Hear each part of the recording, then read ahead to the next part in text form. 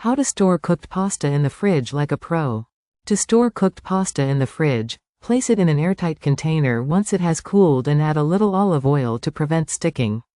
Refrigerate the container within 2 hours of cooking, and store the pasta for up to 3 to 5 days. Cool the pasta. Let the cooked pasta cool down to room temperature. Do not put hot pasta directly into the fridge, as this can promote bacterial growth. Toss with oil. Drizzle about 1 to 2 teaspoons of olive oil over the pasta and toss gently to coat each strand. This helps prevent the noodles from sticking together. Transfer to a container. Place the cooled, oiled pasta into an airtight container. Glass containers are often recommended because they don't absorb odors as much as plastic.